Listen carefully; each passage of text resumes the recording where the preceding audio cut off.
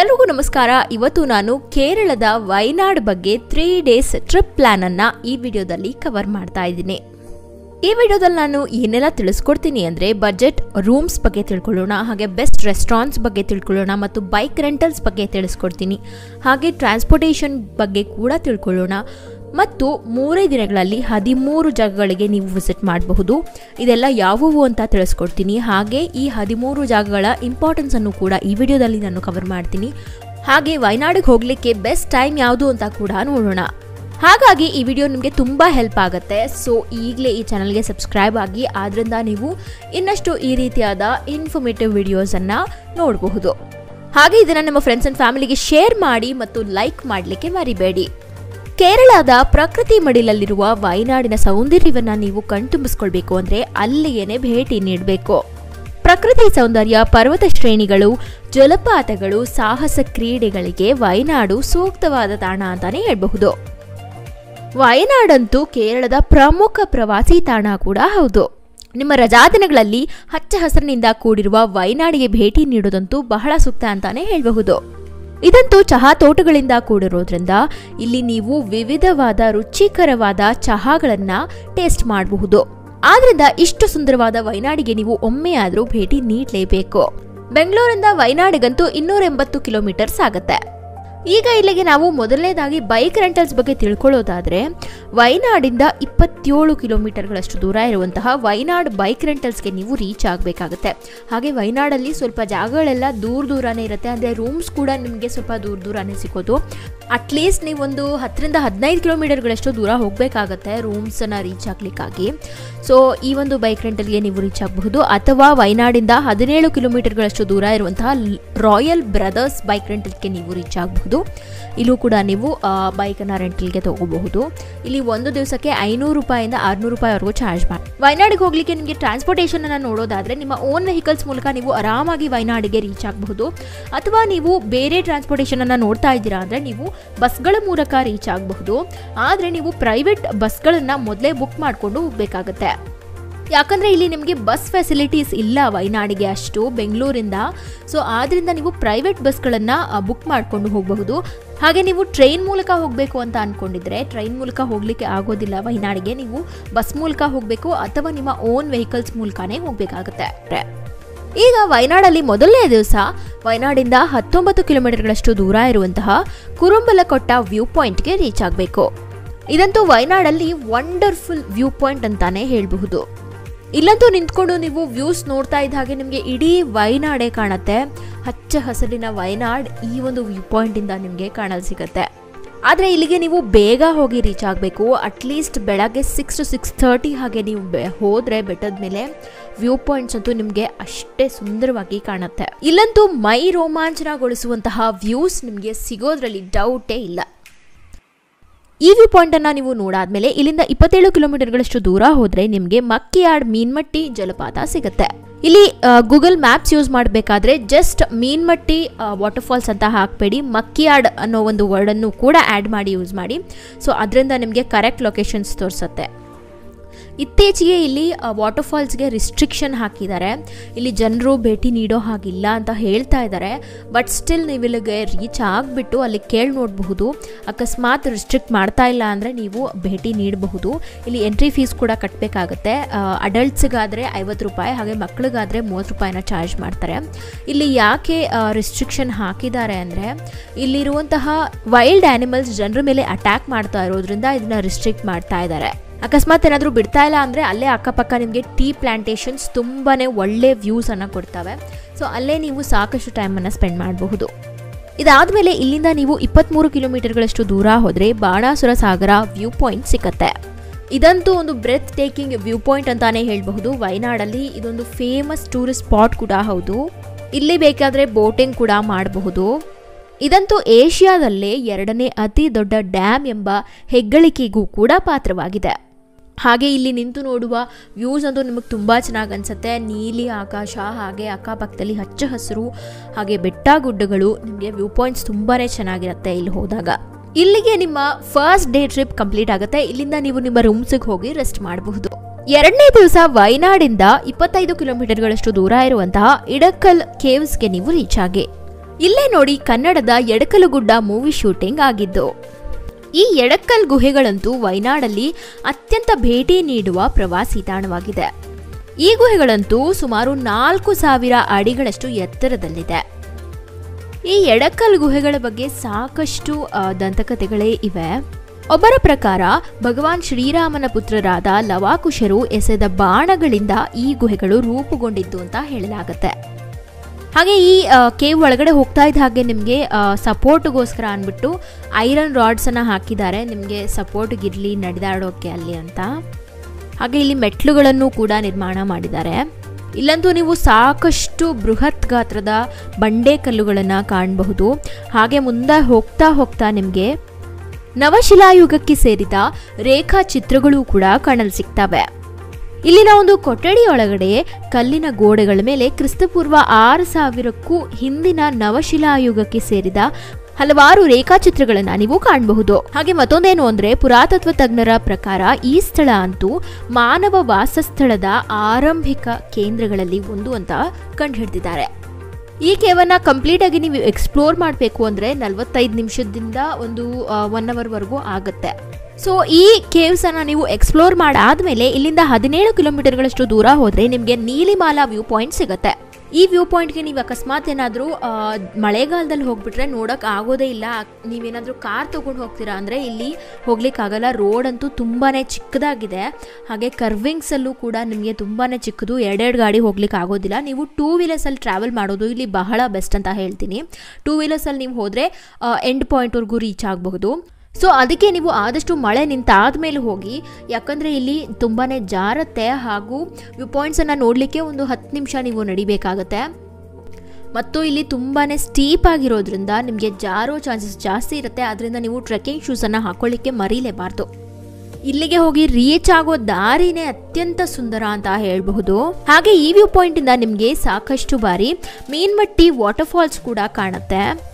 ಮತ್ತೊಂದು ಮುಖ್ಯವಾದ ವಿಷಯ ಏನು ಅಂದರೆ ಈ ವ್ಯೂ ಪಾಯಿಂಟನ್ನು ನೋಡಲಿಕ್ಕಾಗಿ ನೀವು ಸ್ವಲ್ಪ ಕಷ್ಟ ಬೀಳಬೇಕಾಗತ್ತೆ. ಅಂದರೆ ರೋಡ್ಗಳಂತೂ ಇಲ್ಲಿ ತುಂಬಾ ಸ್ಲೋಪ್ ಇರುತ್ತೆ.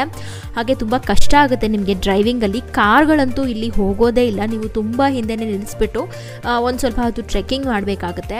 ಸೊ ಆದ್ದರಿಂದ ನೀವು ಆದರೆ ನಿಮಗೆ ಅಡ್ವೆಂಚರಸ್ ಆಗಿ ಏನಾದರೂ ಟ್ರೈ ಮಾಡಬೇಕು ಅಂತ ಇದ್ದರೆ ನೀವು ಈ ವ್ಯೂ ಪಾಯಿಂಟ್ಗೆ ರೀಚ್ ಆಗಬಹುದು. ಅಥವಾ ನೀವು ಫ್ಯಾಮಿಲಿ ಜೊತೆ ಬರ್ತಾ ಇದ್ದೀರಾ ಅಂದರೆ ಈ ವ್ಯೂ ಪಾಯಿಂಟನ್ನು ನೀವು ಸ್ಕಿಪ್ ಮಾಡಬಹುದು. ಈ ಜಲಪಾತವನ್ನ ನೋಡಾದ್ಮೇಲೆ ಇಲ್ಲಿಂದ 13 ಕಿಲೋಮೀಟರ್ಗಳಷ್ಟು ದೂರ ಹೋದ್ರೆ ನಿಮಗೆ ಕಾಂತನ್ಪುರ ಜಲಪಾತ ಸಿಗುತ್ತೆ. ಇದಂತೂ ಒಂದು ಅತ್ಯಂತ ಸುಂದರವಾದ ಜಲಪಾತ ಅಂತಾನೆ ಹೇಳಬಹುದು ವಯನಾಡಲ್ಲಿ. ಹಾಗೆ ಇಲ್ಲಿಗೆ ಹೋಗುವಾಗ ಇಲ್ಲಿನ ಬಂಡೆ ಕಲ್ಲುಗಳಂತೂ ಜಾಸ್ತಿನೇ ಸ್ಲಿಪ್ಪರಿ ಇರುತ್ತೆ. ನೀವು ಆದಷ್ಟು ಟ್ರೆಕ್ಕಿಂಗ್ ಶೂಸನ್ನೇ ಹಾಕೊಂಡು ಹೋಗೋದು ತುಂಬ ಒಳ್ಳೆಯದು. ಯಾಕಂದರೆ ನಿಮಗೆ ಗ್ರಿಪ್ ಸಿಗುತ್ತೆ ಅಲ್ಲಿ ಓಡಾಡಬೇಕಾದ್ರೆ. ಅಕ್ಕಪಕ್ಕದಲ್ಲೆಲ್ಲ ಹಚ್ಚ ಹಸಿರು ಮತ್ತು ಅದರ ಮಧ್ಯೆ ನಿಮಗೆ ಈ ಜಲಪಾತ ಕಾಣಲು ಸಿಗುತ್ತೆ ಅತ್ಯಂತ ಸುಂದರವಾಗಿ. ಈ ಜಲಪಾತದಲ್ಲಿ ನೀವು ಸಾಕಷ್ಟು ಟೈಮನ್ನು ಸ್ಪೆಂಡ್ ಮಾಡಿಬಿಟ್ಟು ನೀವು ನಿಮ್ಮ ರೂಮ್ಸಿಗೆ ಹೋಗಿ ರೀಚ್ ಆಗಬಹುದು. ಇಲ್ಲಿಗೆ ನಿಮ್ಮ ಸೆಕೆಂಡ್ ಡೇ ಟ್ರಿಪ್ ಕೂಡ ಕಂಪ್ಲೀಟ್ ಆಗುತ್ತೆ. 3ನೇ ದಿವಸ ಬೆಳಗ್ಗೆ ವಯನಾಡಿಂದ 35 ಕಿಲೋಮೀಟರ್ಗಳಷ್ಟು ದೂರ ಇರುವಂತಹ ಚೆಂಬ್ರಾ ಪೀಕ್ಗೆ ರೀಚ್ ಆಗಿ. ಚೆಂಬ್ರಾ ಪೀಕನ್ನು ನೀವು ನೋಡಲಿಲ್ಲ ಅಂದರೆ ವಯನಾಡಿನ ಟ್ರಿಪ್ ಅಂತೂ ಕಂಪ್ಲೀಟ್ ಆಗೋದೇ ಇಲ್ಲ ಅಂತಾನೆ ಹೇಳಬಹುದು. ಯಾಕಂದರೆ ಇಲ್ಲಿನ ಟ್ರೆಕ್ಕಿಂಗ್ ಎಕ್ಸ್ಪೀರಿಯನ್ಸ್ ಮತ್ತು ವ್ಯೂ ಪಾಯಿಂಟ್ಸ್ ಅಂತೂ ನಿಮಗೆ ಅಷ್ಟು ಸುಂದರವಾಗಿ ಕಾಣಲು ಸಿಗುತ್ತೆ. ಹಾಗೆ ಇಲ್ಲಿ ಬರೀ ಲಿಮಿಟೆಡ್ ಪೀಪಲನ್ನು ಮಾತ್ರ ಟ್ರೆಕ್ಕಿಂಗ್ಗೆ ಕಳಿಸೋದ್ರಿಂದ ನೀವು ಆದಷ್ಟು ಬೇಗ ಇಲ್ಲಿಗೆ ರೀಚ್ ಆಗೋದು ಒಳ್ಳೆಯದು. ಮೇ ಬಿ ಒಂದು 6:30 to 7 o'clock ನೀವು ಇಲ್ಲಿಗೆ ರೀಚ್ ಆಗಿಬಿಟ್ರೆ ಆರಾಮಾಗಿ ನೀವು ಟ್ರೆಕ್ಕಿಂಗನ್ನು ಸ್ಟಾರ್ಟ್ ಮಾಡಬಹುದು. ಇಲ್ಲಿ ನೀವು ಫಾರೆಸ್ಟ್ ಆಫೀಸಿಂದ ಟಿಕೆಟ್ಸನ್ನು ತಗೊಳ್ಬೇಕಾಗುತ್ತೆ. ನಂತರನೇ ನೀವು ಇಲ್ಲಿ ಟ್ರೆಕ್ಕಿಂಗ್ ಮಾಡಬಹುದು. ಹಾಗೆ ಇಲ್ಲಿ ಟ್ರೆಕ್ಕಿಂಗ್ ಅಷ್ಟೊಂದೇನು ಕಷ್ಟ ಇಲ್ಲ. ನಿಮಗೆ ಮೀಡಿಯಂ ಟ್ರೆಕ್ಕಿಂಗ್ ಇರುತ್ತೆ. ಇದು ಸುಮಾರು 3 ಕಿಲೋಮೀಟರ್ಗಳಷ್ಟು ಟ್ರೆಕ್ಕಿಂಗ್ ಆಗಿರುತ್ತೆ. ಹಾಗೆ ಇಲ್ಲಿ ಆಫೀಸ್ ಓಪನ್ ಆಗೋದು 6 ಗಂಟೆ. ಹಾಗೆ ನೀವು ಅದಕ್ಕಿಂತ ಬೇಗ ರೀಚ್ ಆಗಬೇಕು. ಆಗ ನಿಮಗೆ ಟಿಕೆಟ್ಸ್ ತಗೊಳ್ಳಿಕ್ಕೆ ಆಗುತ್ತೆ. ಇಲ್ಲಾಂದರೆ ಟಿಕೆಟ್ಸ್ ಕ್ಲೋಸ್ ಮಾಡಿಬಿಡ್ತಾರೆ. ಹಾಗೆ ಇಲ್ಲಿ ಕೇವಲ 200 ಜನರಿಗೆ ಮಾತ್ರ ಅವಕಾಶ ಇರುತ್ತೆ ಟ್ರೆಕ್ಕಿಂಗ್ ಮಾಡಲಿಕ್ಕೆ ಒಂದು ದಿವಸಕ್ಕೇನೆ. ಹಾಗೆ ಇಲ್ಲಿ ಒಬ್ಬರಿಗೆ 250 ರೂಪಾಯಿನ ಚಾರ್ಜ್ ಮಾಡ್ತಾರೆ. ಸೊ ಈ ವ್ಯೂ ಪಾಯಿಂಟ್ ಅನ್ನ ನೀವು ನೋಡಾದ್ಮೇಲೆ ಇಲ್ಲಿಂದ 9 ಕಿಲೋಮೀಟರ್ಗಳಷ್ಟು ದೂರ ಹೋದ್ರೆ ನಿಮಗೆ ಸೂಚಿಪರ ವಾಟರ್ ಫಾಲ್ಸ್ ಸಿಗತ್ತೆ. ಕೇರಳನಂತೂ ಪ್ರಕೃತಿ ಸೌಂದರ್ಯದ ನಾಡು ಅಂತಾನೆ ಕರೀಬಹುದು. ಮತ್ತು ಇದು ಹಲವಾರು ಜಲಪಾತಗಳು, ಗಿರಿಧಾಮಗಳು ಮತ್ತು ಪರ್ವತಗಳನ್ನ ಹೊಂದಿದೆ. ಹಾಗೆ ಇದೇ ಕೇರಳದಲ್ಲಿರುವ ವಯನಾಡಿನ ಪ್ರಮುಖ ಆಕರ್ಷಣೆಗಳಲ್ಲಿ ಸೋಚಿಪರ ಜಲಪಾತವೂ ಕೂಡ ಒಂದು. ಈ ಜಲಪಾತವನ್ನು ನೋಡ್ಲಿಕ್ಕಾಗಿ ನೀವು ಸ್ವಲ್ಪ ಟ್ರೆಕ್ಕಿಂಗ್ ಅನ್ನು ಮಾಡಬೇಕಾಗುತ್ತೆ. ಆ ಟ್ರೆಕ್ಕಿಂಗ್ ನಡುವೆ ನಿಮಗೆ ವನ್ಯಜೀವಿಗಳಂತೂ ಕಾಣಲು ಸಿಗ್ತಾನೆ ಇರ್ತವೆ ಅಲ್ಲಲ್ಲಿ. ಹಾಗೆ ನೀವು ಇಲ್ಲಿಗೆ ಹೋದಾಗ ಪ್ಲಾಸ್ಟಿಕ್ ಅನ್ನ ಯೂಸ್ ಮಾಡಬೇಡಿ. ಈ ಜಲಪಾತ ಅಂತೂ ದಟ್ಟವಾದ ಕಾಡಿನಿಂದ ಸುತ್ತುವರೆದಿದೆ. ಇಲ್ಲಂತೂ ಪ್ರವಾಸಿಗರು ವಯನಾಡಿನ ರಮಣೀಯ ನೋಟ ಮತ್ತು ನೈಸರ್ಗಿಕ ಸೌಂದರ್ಯವನ್ನ ವೀಕ್ಷಿಸಲು ಬರ್ತಾರೆ. ಇದು ಪ್ರಕೃತಿ ಪ್ರಿಯರಿಗೆ ಮತ್ತು ಸಾಹಸ ಉತ್ಸಾಹಿಗಳಿಗೆ ಸೂಕ್ತವಾದ ತಾಣವಾಗಿದೆ ಮತ್ತು ದೈನಂದಿನ ಬಿಡುವಿಲ್ಲದ ಜೀವನದಲ್ಲಿ ವಿಶ್ರಾಂತಿ ಪಡೆಯಲು ಇದು ಅತ್ಯುತ್ತಮವಾದ ಸ್ಥಳ ಅಂತಾನೆ ಹೇಳಬಹುದು. ಹಾಗೆ ನೀವು ಇಲ್ಲಿ ವೈವಿಧ್ಯಮಯ ಪಕ್ಷಿಗಳು ಮತ್ತು ಪ್ರಾಣಿಗಳನ್ನ ಕಾಣಬಹುದು. ಇದಂತೂ ನೀವು ನಿಮ್ಮ ಫ್ರೆಂಡ್ಸ್ ಅಂಡ್ ಫ್ಯಾಮಿಲಿ ಜೊತೆ ಟೈಮ್ ಸ್ಪೆಂಡ್ ಮಾಡಲಿಕ್ಕೆ ಒಂದು ಒಳ್ಳೆ ಪಿಕ್ನಿಕ್ ಸ್ಪಾಟ್ ಅಂತಾನೆ ಹೇಳಬಹುದು. ಈ ಜಲಪಾತದಲ್ಲಿ ಸಾಕಷ್ಟು ಟೈಮ್ ಸ್ಪೆಂಡ್ ಮಾಡಾದ್ಮೇಲೆ ಇಲ್ಲಿಂದ 6.5 ಕಿಲೋಮೀಟರ್ಗಳಷ್ಟು ದೂರ ಇರುವಂತಹ ಅಟ್ಟಮಾಲಾ ವ್ಯೂ ಪಾಯಿಂಟ್ಗೆ ರೀಚ್ ಆಗಿ. ಇದನ್ನಂತೂ ವಯನಾಡಲ್ಲಿ ಒಂದು ಮಸ್ಟ್ ವಿಸಿಟ್ ಪ್ಲೇಸ್ ಅಂತಾನೆ ಹೇಳಬಹುದು. ಯಾಕಂದ್ರೆ ಇಲ್ಲಿಂದ ನಿಮಗೆ ವ್ಯೂಸ್ ಅಂತೂ ಅಷ್ಟು ಸುಂದರವಾಗಿ ಕಾಣುತ್ತೆ. ಹಾಗೆ ನಿಮಗೆ ಇಲ್ಲಿ ಯಾವುದೇ ರೀತಿ ಅಂಗಡಿಗಳು ಇರೋದಿಲ್ಲ. ನಿಮಗೆ ತಿಂಡಿ ಏನಾದರೂ ತೊಗೊಂಡು ಹೋಗಬೇಕು ಅಂದರೆ ನೀವು ಮುಂಚೆನೇ ತೊಗೊಂಡು ಹೋಗ್ಬಿಡಿ, ಯಾಕಂದರೆ ಅಲ್ಲಿ ಯಾವುದೇ ರೀತಿ ಅಂಗಡಿಗಳಿರೋದಿಲ್ಲ. ಹಾಗೆ ನೀರು ಕೂಡ ಸಿಗೋದಿಲ್ಲ. ಇಲ್ಲಿ ವ್ಯೂ ಪಾಯಿಂಟ್ಸನ್ನು ನೋಡಲಿಕ್ಕಾಗಿ ನಿಮಗೆ ಒಬ್ಬರಿಗೆ 50 ರೂಪಾಯಿನ ಚಾರ್ಜ್ ಮಾಡ್ತಾರೆ ಮತ್ತು ಇಲ್ಲೇ ಪಕ್ಕದಲ್ಲಿ ಗ್ಲಾಸ್ ಬ್ರಿಡ್ಜ್ ಕೂಡ ಇದೆ. ಅಲ್ಲಿ ನೀವೇನಾದರೂ ಆ್ಯಕ್ಟಿವಿಟೀಸ್ ಮಾಡ್ತೀರಾ ಅಂದರೆ 300 ರೂಪಾಯಿನ ಚಾರ್ಜ್ ಮಾಡ್ತಾರೆ ಒಬ್ಬರಿಗೆ. ಈ ವ್ಯೂ ಪಾಯಿಂಟ್ಸಲ್ಲಿ ನಿಂತ್ಕೊಂಡು ನೀವು 360 ವ್ಯೂನ ಕಾಣಬಹುದು. ಎಲ್ಲ ಕಡೆ ನಿಮಗೆ ಹಚ್ಚ ಹಸಿರು ಕಾಣಿಸ್ತಾ ಇರುತ್ತೆ. ವಯನಾಡಿನ ಸುಂದರ ನೋಟ. ಇದಾದ ಮೇಲೆ ಇಲ್ಲಿಂದ 10 ಕಿಲೋಮೀಟರ್ಗಳಷ್ಟು ದೂರ ಹೋದರೆ ನಿಮಗೆ ಗ್ಲಾಸ್ ಬ್ರಿಡ್ಜ್ 900 ಕಂಡಿ ಸಿಗತ್ತೆ. ಈ ಬ್ರಿಡ್ಜ್ ಅನ್ನ ಎತ್ತರದ ಒಂದು ಬೆಟ್ಟದ ಮೇಲೆ ಮಾಡಲಾಗಿದೆ. ಸೊ ಇಲ್ಲಿ ನಿಂತ್ಕೊಂಡು ನೀವು ವ್ಯೂ ಪಾಯಿಂಟ್ಸ್ ಅನ್ನ ಕಾಣಬಹುದು. ಇದನ್ನ ಸೌತ್ ಇಂಡಿಯಾದ ಮೊದಲನೇ ಗ್ಲಾಸ್ ಬ್ರಿಡ್ಜ್ ಅಂತ ಕೂಡ ಕರೆಯಲಾಗುತ್ತೆ. ಇಲ್ಲಿ ಇನ್ನೊಂದು ವಿಷಯ ಏನು ಅಂದರೆ, ಈ ಗ್ಲಾಸ್ ಬ್ರಿಡ್ಜ್ಗೆ ರೀಚ್ ಆಗಲಿಕ್ಕೆ ನಿಮ್ಮ ಓನ್ ವೆಹಿಕಲ್ಸಲ್ಲಿ ಹೋಗ್ಲಿಕ್ಕೆ ಆಗೋದಿಲ್ಲ. ನಿಮ್ಮ ಹತ್ರ ಏನಾದರೂ ಜೀಪ್ ಇದ್ದರೆ ನೀವು ಹೋಗಬಹುದು. ಹಾಗೆ ಆಫ್ ರೋಡಿಂಗ್ ನಿಮಗೆ ಮಾಡ್ಲಿಕ್ಕೆ ಆಗತ್ತೆ ಮತ್ತು ಎಕ್ಸ್ಪೀರಿಯನ್ಸ್ ಇದೆ ಅಂದರೆ ಮಾತ್ರ ನೀವು ಹೋಗಬಹುದು.